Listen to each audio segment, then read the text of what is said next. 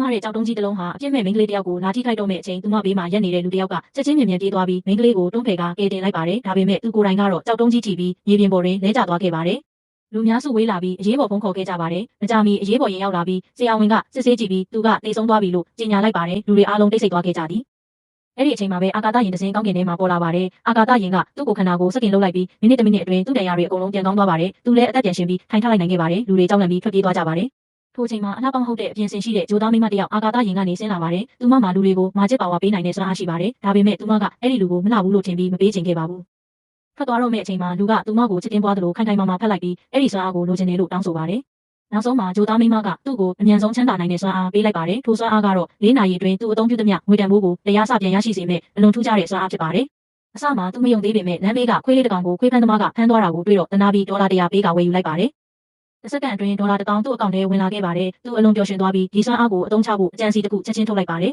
။သူမော်လယ်မှာမိုက်ခရိုဖုန်းကင်ပြီးမိနစ်20အတွင်းလူအလုံးရဲ့ဝယ်ယူမှုကိုသူပေးမယ်လို့ကြေညာလိုက်ပါတယ်။10မိနစ်မပြည့်ခင်မှာပဲသူ့အကောင့်ထဲကိုဒေါ်လာ2ဘီလီယံဝင်လာခဲ့ပါတယ်။ဒါပေမဲ့သူမကျေနပ်သေးပါဘူး။ထို့နောက်သူ private jet ဆိုင်တစ်ဆိုင်ကိုသွားပါတယ်။အယောင်မျိုးသမီးတစ်ယောက်ကသူ့ဝတ်စားစင်ရမှုကိုမြင်ပြီးစင်းရဲသားလို့ထင်ကအေးဆက်စွာဆက်ဆံပါတယ်။သူကဘန်ကက်ကိုထုတ်ပြီးအခြားအယောင်ဝန်ထမ်းတစ်ယောက်ကိုလိုက်လံဆက်သွယ်ကလေယာဉ်အားလုံးကိုဝယ်ချင်ကြောင်းပြောပါတယ်။ပထမဆုံးပြထားတဲ့လေယာဉ်တွေကိုပဲလေသူကဈေးပေါ်တယ်လို့ကြိုထင်ခဲ့တယ်လို့ပေါ်ကိုင်ဘက်ကစုဆောင်းထားတဲ့ကိုပိုင်ဂျက်လေယာဉ်တွေကိုမျှော်စင်ကိုယူလာပေးဖို့တောင်းဆိုခဲ့ရတယ်။ဒါပေမဲ့စုဆောင်းထားတဲ့ဂျက်လေယာဉ်တွေကိုတစ်ခုချင်းစီပြသပြီးတဲ့နောက်မှာလည်းအဲ့ဒီလူကဈေးပေါ်တယ်လို့ထင်နေတော့မယ်။အဲ့ဒီလူကအယောင်ဝန်ထမ်းစီကနေဝေါ်ကီတိုကီကိုဆွဲယူလိုက်တယ်။သူကမျှော်စင်ကိုလေယာဉ်အားလုံးကိုယူလာဖို့ပြောပြီးအားလုံးကိုဝယ်ချင်တယ်လို့ပြောခဲ့တယ်။နောက်တစ်စက္ကန့်အတွင်းမှာပဲကောင်းကင်ကစုဆောင်းထားတဲ့စိန်ခံဂျက်လေယာဉ်တွေနဲ့ပြည့်နှက်သွားတယ်။